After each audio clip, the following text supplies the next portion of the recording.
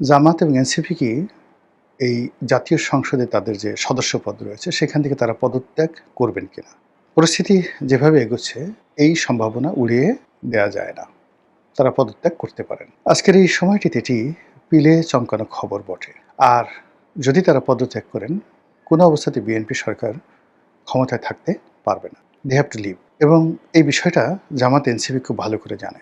খুব ভালো করে জানে এবং এরকম একটা পরিস্থিতি যখন তৈরি হয়ে যাবে, ঠিক সেই সময়টাতে যে তাদের দেশি বিদেশি যে শক্তিগুলো, বন্ধুগুলো রয়েছে, যারা জুলাই আগস্ট বিপ্লব ঘটানোর জন্য গত ৩-৪ বছর মূলত জামাত এবং এনসিপি ডক্টর মোহাম্মদ ইউনূস এই শক্তিটিকে যেভাবে এম্পাওয়ার্ড করেছে, তারা কিন্তু বিএনপিকে এম্পাওয়ার্ড করেনি, তারা জামাতকে এম্পাওয়ার্ড করেছে। এই শক্তিগুলো সিমেন্টেড হয়ে আবার রাজপথে চলে আসবে। এখন প্রশ্ন হলো যে জামাত এবং এনসিপি তারা কেন পদত্যাগ করতে যাবে? আমরা যারা সাধারণ চিন্তা করি বা যাদের কাছে মনে হয় যে এমপি হওয়া মানেই তো প্রতি মাসে একটা মাসোহারা পাওয়া, প্রায় লাখ ২-১ টাকা বেতন ভাতা সুযোগ সুবিধা পাওয়া, নির্বাচনী এলাকায় মাতব্বরি করা, আর নির্বাচনী এলাকায় মাতব্বরির বাইরে সরকারি বরাদ্দ রয়েছে, টিআর রয়েছে, কাবিখায় রয়েছে, এগুলো তো আছেই। এরপরে সংসদে গিয়ে সরকারের সাথে সেই দহরম মহরম সম্পর্ক, রাষ্ট্র ক্ষমতার ভাগিদার হওয়া, এগুলো দৃশ্যমান। কিন্তু সবাই তো আর কেবল লোভী মানুষ নয়। আর সবাই যাকে বলা হয় যে একটা পদ পদবীর জন্য তাদের জীবন বিসর্জন করতে চায় না। আর যে কোনো জিনিস পাওয়ার আগে এক ধরনের কামনা থাকে, বাসনা থাকে, লোভ থাকে, লালসা থাকে। কিন্তু মানুষ যখন পেয়ে যায়, কোনো একটা বিষয় পেয়ে যায়, তখন ওটার সে অ্যাবসলিউট মালিকানা, ওটার সৌন্দর্য সে এককভাবে ভোগ করতে চায় এবং ওটার একটা লিবার্টি সে চায়। সেটা রাষ্ট্রপতি হোক, প্রধানমন্ত্রী হোক, এমপি হোক, ব্যবসা হোক, বাণিজ্য হোক, যে কোনো সম্পর্ক হোক, বিয়ে হোক, শাদী হোক, মানে এখানে আসলে অংশীদারিত্ব কোনো অবস্থাতেই মানুষ পছন্দ করে না। তো সেক্ষেত্রে ধরেন বিএনপি সরকার গঠন করেছে, সেটা একটা, জামাত বিরোধী দল দ্বিতীয় একটা। এখন এই বিরোধী দল হিসেবে তার যে ট্রেডিশনাল স্বাভাবিক যে ক্ষমতা থাকা দরকার, সেই ক্ষমতাটা সে চাইতে পারে।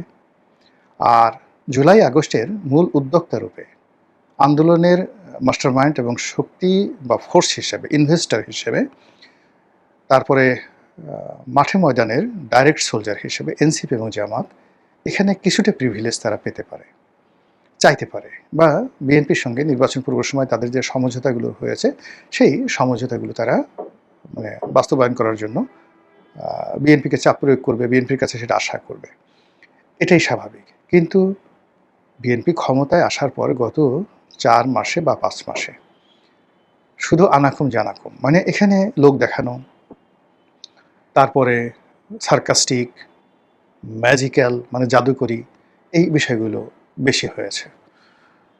জামাতের সভাপতির বাসায় প্রধানমন্ত্রী গেছেন, নাহিদ ইসলামের বাসায় প্রধানমন্ত্রী গেছেন, এটা দেখতে অনেক সুন্দর, মানুষ বাহাবা দিয়েছে। কিন্তু নাহিদ ইসলাম এবং জামাতের আমির জানেন যে তারা প্রতিদিন প্রতি মুহূর্তে কিভাবে বেইজ্জতি হচ্ছেন।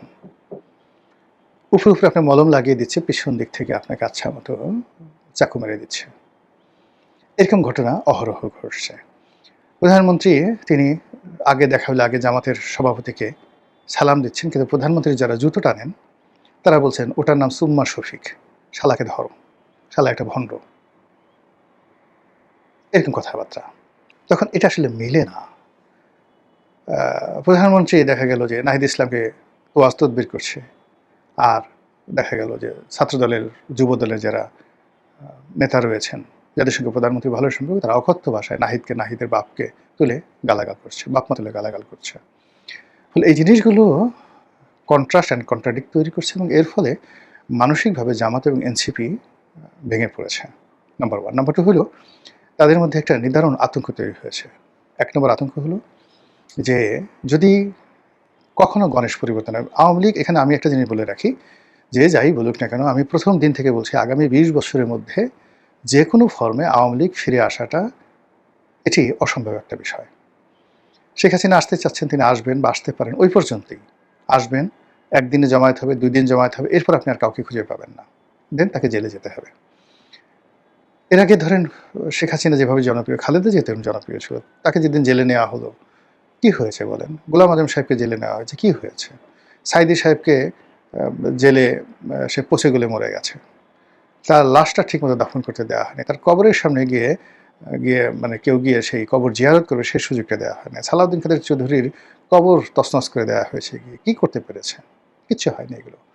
রাষ্ট্র ক্ষমতা একটা বিরাট ব্যাপার।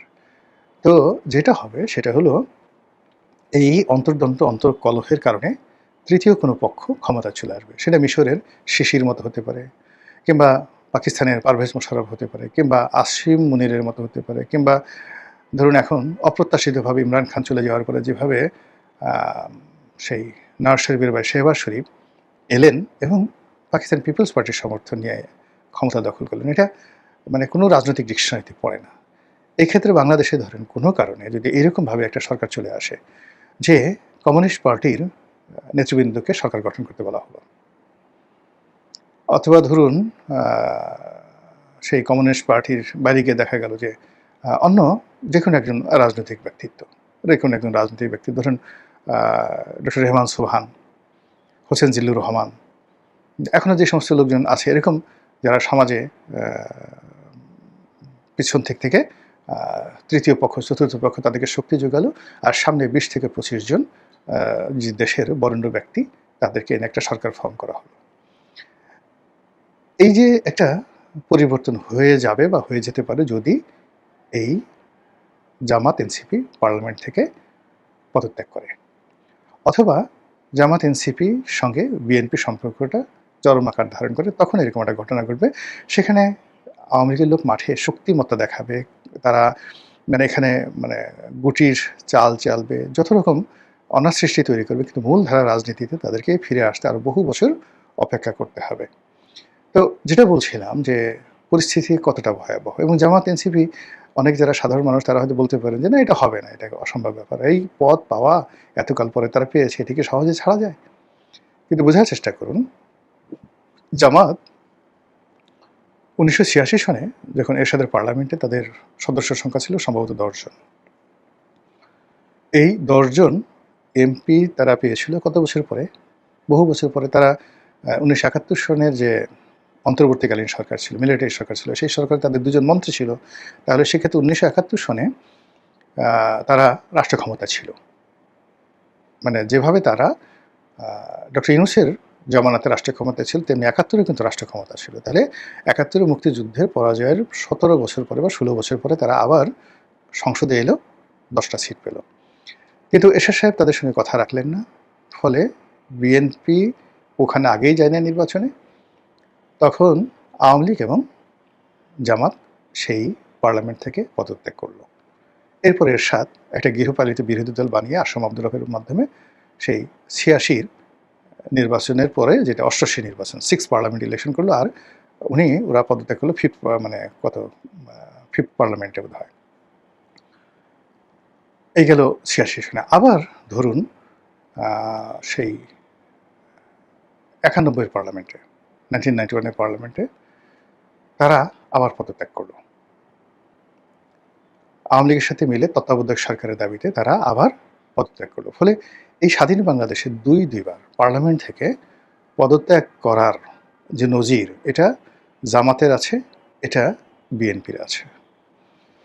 আর খুব ঘন ঘন ক্ষমতায় গিয়ে মানে ক্ষমতা হারানোর অভিজ্ঞতা বাংলাদেশের সবচেয়ে বেশি বিএনপি জাস্টিস সাত্তারের সময়টাতে ক্ষমতা হারিয়েছে একবার, জিয়াউর রহমান সাহেবের মৃত্যুর পরে ক্ষমতা রশি নিয়ে টানাটানি এবং ক্ষমতা জিয়া পরিবারের বাইরে জাস্টিস সাত্তারের কাছে চলে গেছে, অর্থাৎ এটা প্রথম। তারপরে সাত্তার সাহেবের মাধ্যমে দলগতভাবে ক্ষমতায় গেছে, 96-তে ক্ষমতায় গেছে, তারপরে 2007 সনে ক্ষমতায় গেছে, এবং প্রতিবারই তারা ক্ষমতা পেয়েছে অলৌকিকভাবে, আর ক্ষমতা তারা হারিয়েছে বিভিন্ন রকম জটিলতার কারণে।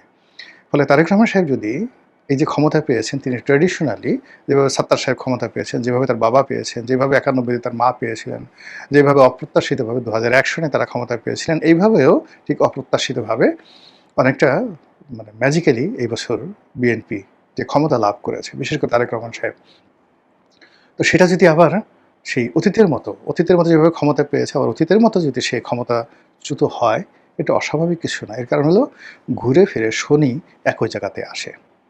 আপনি দেখবেন যে আপনাকে একটা মশায় কামড় দিয়েছে। ধরেন আপনার একেবারে শরীরের যেই জায়গাটাতে মশা কামড় দিয়ে গেল, আপনি তাড়িয়ে দিলেন। একটু পরে সে ঠিক ওই জায়গাতেই সে বসবে। মাছি দেখবেন ঘ্যান, ঘ্যান, ঘ্যান, ঘ্যান করছে। আপনার নাকের উপর বসছে, মাথার চান্দির উপর বসছে, গালের উপরে বসছে আর কপালে। এই কয়েকটা জায়গাতে সাধারণত মাছি বসে। আপনি তাড়িয়ে দিলেন, ঘুরে, ঘুরে এসে ঠিক সেম জায়গাতেই এই বদমাইশটা আবার বসবে। এমনি মানুষের জীবনে যে সফলতা, ঘুরে ফিরে একইভাবে একেকজনের জীবনে সফলতা আসবে। কোনো মানুষ দেখবেন সে জন্মই হয়েছে তার রাজা হিসেবে। কোনো মানুষের জন্মই হয়েছে তার নাপিত হিসেবে, মেথর হিসেবে। তো এই যে জন্ম তার শুরুটা, কোনো মানুষ দেখবে যে খুব অল্প পরিশ্রমে আল্লাহ তাকে অনেক নিয়ামত দান করেন। কোনো মানুষ দেখবেন সারাদিন পরিশ্রম করে, মাথার ঘাম পায়ে ফেলে, হয় না, দিয়ে নুন আনতে পান্তা ফুরায়। কোনো মানুষ খুব ভালো মানুষ কিন্তু সমাজ তাকে খারাপ জানে।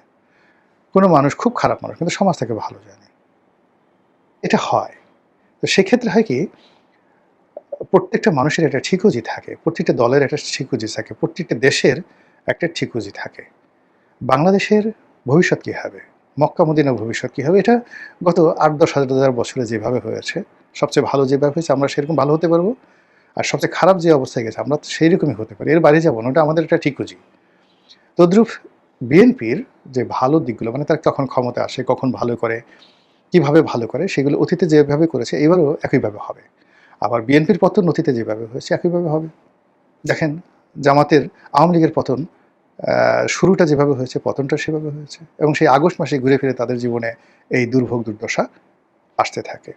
তো সেক্ষেত্রে জামাতের এই যে পদত্যাগ করা, মাঝপথে মানে আপনার সাথে বন্ধুত্ব একসাথে চললো, কথাবার্তা চললো, হঠাৎ করে তারা আপনার পেছন থেকে সরে পড়লো, এই ঘটনা তাদের জন্য ডাল ভাত। একসময় এর সাথে সাথে তাদের ভালো সম্পর্ক ছিল, তারা এরশাদকে ছেড়ে দিয়ে শেখ হাসিনার সঙ্গে তারা গেল, শেখ হাসিনাকে ছেড়ে দিয়ে তারা বেগম জিয়ার সাথে গেল 91 সনে, বেগম জিয়াকে ছেড়ে দিয়ে তারা আবার আওয়ামী লীগের সাথে গেল, আওয়ামী লীগকে ছেড়ে দিয়ে তারা আবার বিএনপির সাথে গেল, বিএনপির সাথে গিয়ে তারা আবার 111-এর মঈনুদ্দিন ফখরুদ্দিনের সাথে গেল, মঈনুদ্দিন ফখরুদ্দিনের পরে তারা আবার বিএনপির সাথে গেল, আবার বিএনপিকে ছেড়ে দিয়ে তারা ডক্টর মোহাম্মদ ইউনূসের সাথে গেল, আবার এখন ডক্টর মোহাম্মদ ইউনূস চলে যাওয়ার পরে তারা বিএনপির সঙ্গে যে সমঝোতা করেছে, সেই সমঝোতা থেকে তারা বের হয়ে এসে আবার যদি তারা নতুন কোনো তৃতীয় পক্ষ, চতুর্থ পক্ষ, পঞ্চম পক্ষ, এমনকি আওয়ামী লীগের সঙ্গে তারা একত্র হয়, এমনকি ভারতের সাথে যদি তাদের বন্ধুত্ব হয়ে যায়, আমি তো আশ্চর্য হব না। এটাই তাদের ঠিকজি, এটাই তাদের ক্যারেক্টারিস্টিক্স। আর অন্যদিকে যদি এরকম একটা পরিবেশ পরিস্থিতি তৈরি হয়, পার্লামেন্ট ডিজলভ হয়ে যায়, সারা দেশ আবার উত্তাল হয়ে যায়, এবং সরকার যদি বিব্রতকর অবস্থার মধ্যে পড়ে, এতে আমি আশ্চর্য হব না। এর কারণ হলো এই ঘটনা বিএনপি জীবন অতীতে বহুবার ঘটেছে।